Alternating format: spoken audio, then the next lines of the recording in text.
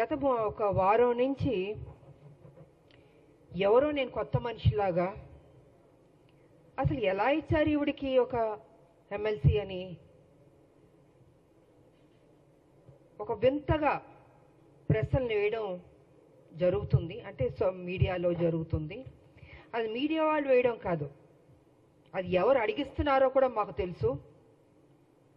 పాపం BJP TRS వాళ్ళకి ఏం అర్థం కావట్లేదు అనుకుంటాను. ఒక మహిళగా మీ రెండు పార్టీలకు నేను సేవలు అందించాను. మీరు సరైన నిర్ణయం తీసుకోకపోబట్టి మీ పార్టీని విడిచి నేను బయటికి వెళ్ళాను. ప్రజల్ని ఏ రకంగా మోసం చేయాలో ఆ రకంగా మీరు మోసం చేస్తున్నారు. సో ఈ రకంగా నేను బయటకు వచ్చి మనిషి నేను కష్టపడి ఒక మహిళగా కొట్లాడి నిజాయితీగా ఉంటే ఇవాళ ఒక ఎమ్మెల్సీ నాకు ఇచ్చినందుకు ఎందుకో మీకు అంత బాధ నాకు అర్థం కావట్లేదు. అంటే రేపు రాబోయే రోజుల్లో హౌస్లో మీ బండారాలని బయట పెడతానని భయం వేస్తుందా? హార్ట్ అటాక్లు వస్తాయా మీకు అని నేను అడుగుతున్నాను. కేసీఆర్ గారు మీ పార్టీలో నా పార్టీని విలీనం చేయించుకున్నారు, తల్లి తెలంగాణ పార్టీని. మీరు నా ఎమ్మటి పడ్డారు కానీ నా పార్టీని విలీనం చేయమని నేను మీ పార్టీలోకి వస్తానని నేను అనలేదు. ఈ రకంగా మీరు నా విలీనం చేయించుకొని నా చేత పని చేయించి ఉద్యమాలు అన్నీ చేశాను, కష్టపడ్డాను. కానీ మీరేం చేశారండి?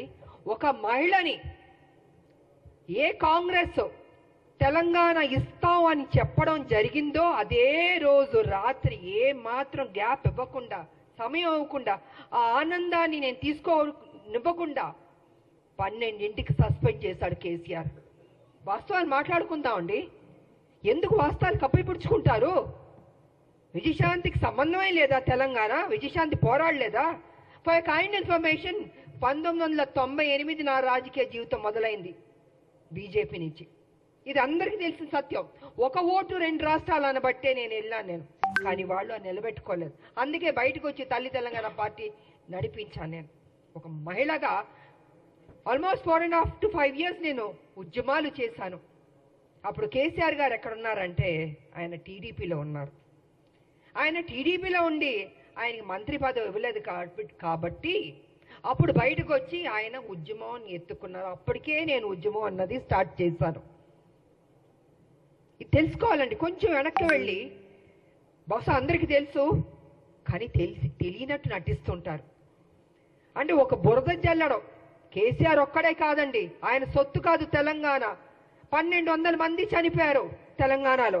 ఎంతో మంది త్యాగం చేశారు, ఎంతో మంది కొట్లాడారు.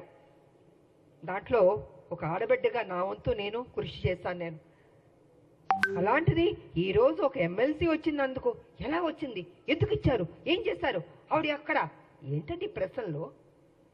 తెలంగాణ పార్లమెంట్లో 2 ఎంపీలు వెళ్ళారు కదా, 2 వెళ్ళినప్పుడు కొట్లాడుతున్నప్పుడు కేసీఆర్ ఎందుకు ఎగ్జిట్ అయిపోయాడండి?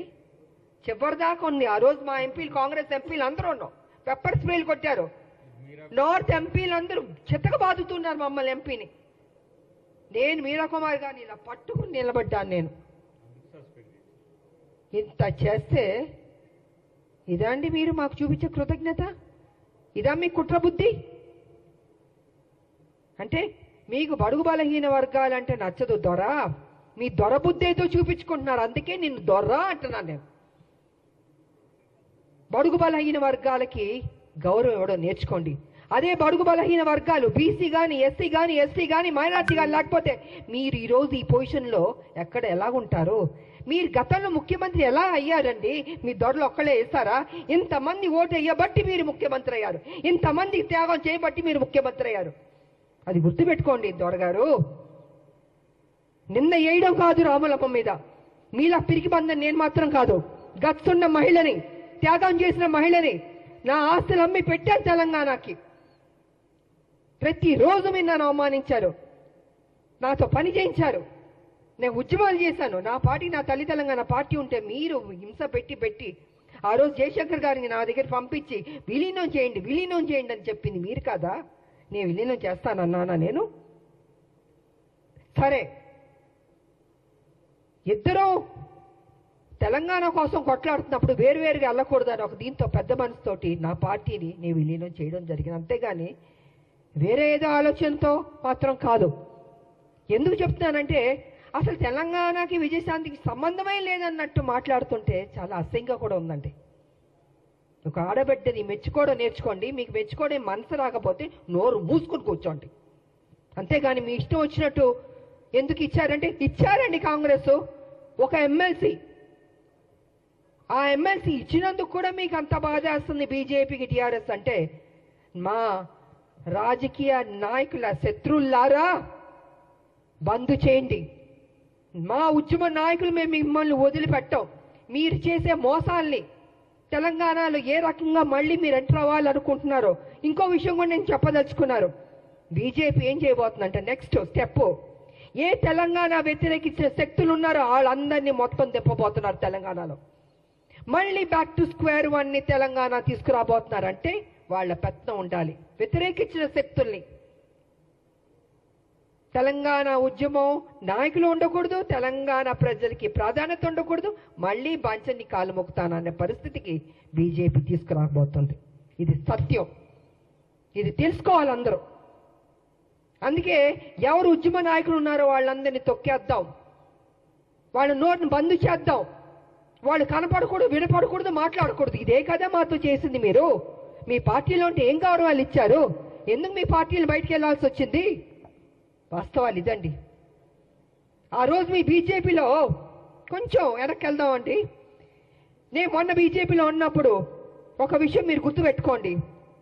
కిరణ్ కుమార్ రెడ్డి గారు తెలంగాణను వ్యతిరేకించి ఆయన అసభ్యకరంగా మాట్లాడి తెలంగాణ ఉద్యమానికి నేను ఒక్క పైసా ఇవ్వను తెలంగాణకి, ఏం పీక్కుంటారో పీక్కోండి అన్నాడు కదా ఆయన. అలాంటి ఆయన్ని, తెలంగాణకు వ్యతిరేకున్న మనిషిని మొన్న బీజేపీలోకి ఎంటర్ అవుతే నాకు నిజంగా ఉండబుద్ధి అవ్వలేదు. ఆ స్టేజ్ మీద నేను వాకౌట్ అయిపోయి వెళ్ళిపోయాను. నేను ఎవరంటే కిషన్ రెడ్డి గారి ఫ్రెండ్ ఆయన. ఆ రోజు నుంచి బీజేపీకి నా మీద ఒక కక్ష. అంటే వాళ్ళ మనుషుల్ని తెలంగాణ వ్యతిరేక శక్తికి వస్తే అక్కడ నేను బయటికి వెళ్ళిపోతున్నానంటే చూపించుకోకూడదు. ఎందుకు చూపించుకోకూడదండి? తెలంగాణని అవమానపరిచి తెలంగాణకి మేలు చేయని కిరణ్ కుమార్ రెడ్డి గారు లాంటి వాళ్ళు మిగతా ఇంకొకళ్ళు ఏమైనా ఉంటే ఎందుకు నేను వచ్చి మీకు ఎస్ బాస్ అని చెప్పాలండి? ఇలాగ అనేక కారణాలు ఉన్నాయండి. ఈ అనేక కారణాల వల్లే ఈరోజు విజయశాంతి మీద, రాములమ్మ మీద ఒక ఎమ్మెల్సీ ఇస్తే అయ్యో ఎందుకు ఇచ్చారు, ఎలా ఇచ్చారంటే పేపర్ వచ్చి ఇచ్చారండి. ఎలా ఇస్తారండి? సోనియా గాంధీ గారు ఇచ్చారు, అద్దంకి దయాకర్ గారికి ఇచ్చారు, నాకు ఇచ్చారు, శంకర్ నాయకర్ గారికి ఇచ్చారు. సో వాట్ అండి? కష్టపడ్డా అనుకుంటాం, కష్టపడ్డాం, ఆస్తులు అమ్మాం, తెలంగాణను కాపాడాం. ప్రతి నిమిషం కాపలా కుక్కలా మేము కాపాడుతామండి. కానీ మీరేం చేస్తున్నారు? 10 సంవత్సరాలు మీరు అధికారంలో ఉండి కేసీఆర్ గారు దోచుకోలేదా తెలంగాణ మొత్తం సొమ్ముని? ఇవాళ మీరు దోచుకోబట్టే కదా ఈ పరిస్థితి వచ్చింది. అది విడిచిపెట్టి కాంగ్రెస్ మీద నిందలేయడం, ఆయన చేసిన తప్పులు చెప్పడు, 7 లక్షల కోట్లు ఎలా తిన్నాడో అని ఖర్చు అయిందో చెప్పడు, ఎలా అప్పయింది చెప్పండి. నేను కూడా నా పార్టీ నేను అడుగుతున్నాను, సీరియస్గా తీసుకోవాలి సార్. మనం విడిచిపెట్టకూడదు. దీన్ని ఎంత దూరం వరకు తీసుకెళ్ళా? 7 లక్షల కోట్ల అప్పు ఎలాగైంది చెప్పమనండి. దాటవేయడం కాదు, నా మనిషిని మాత్రం విడిచిపెట్టకూడదు. నువ్వు ఉద్యమాలని చెప్పి నీకు చేతిలో తెలంగాణ పెడితే నువ్వేం చేస్తావు? 7 లక్షల 1 మినిట్ సార్, 7 లక్షల కోట్లు అప్పులు చేస్తామండి. మిగులు బడ్జెట్ నుండి అప్పులు రాష్ట్రంగా ఎందుకు వెళ్ళింది? ఎక్కడెక్కడి నుండి డబ్బులు తిన్నావు? కాళేశ్వరం దగ్గర నుంచి, ల్యాండ్ల దగ్గర నుంచి. నేను పిల్లు కూడా వేసాను, కొన్ని ల్యాండ్లు అమ్మేస్తుంటే పిల్లు వేసానండి నేను. ఇలా ఎన్నో జరిగినాయండి. అందుకే వాళ్ళు చెప్తాను నేను, కేసీఆర్ వాస్తవాలు నువ్వు మాట్లాడాలి. సమయం దగ్గరికి పడింది. నువ్వు చేసిన తప్పులు చెప్పాల్సిందే. మేము విడిచిపెట్టాం, డెఫినెట్గా విడిచిపెట్టామండి. మా రాష్ట్రం మేము కష్టపడి తెచ్చుకున్న రాష్ట్రం, నా ప్రజలు బాగుండాలని కోరుకునే వాళ్ళం మేము. ఉద్యమకారులకు మాకు నిత్యం మా ప్రజలు బాగుండాలి, మేలు జరగాలని ఆలోచిస్తూనే ఉంటాం మేము. ఇంతకు మించి మాకు అయ్యా ఉంటుందండి. కాబట్టి నా పార్టీని రిక్వెస్ట్ చేసేది ఏంటంటే విడిచిపెట్టకూడదు సార్. మనం ఎట్టి పరిస్థితుల్లో కేసీఆర్ చేసిన అప్పును మొత్తం ఒక్కొక్కటిగా బయట పెట్టాలి. ఏదో నామకే వాస్తే మనం మాట్లాడడం లేదా వదిలేయడం కాదు, తవ్వాలి, బయటికి తీయాలి వాస్తవాన్ని. ఇది నేను ఈ సందర్భంగా తెలియజేసుకుంటూ, ఈరోజు మాకు ఎమ్మెల్సీ దాంట్లో మేము అడుగుపెట్టబోతున్నాం. కాబట్టి మాకు మరొకసారి మా హైకమాండ్కి నేను కృతజ్ఞతలు తెలియజేసుకుంటూ రేపు హోలీ కాబట్టి అందరికీ హోలీ శుభాకాంక్షలు కూడా తెలియజేసుకుంటూ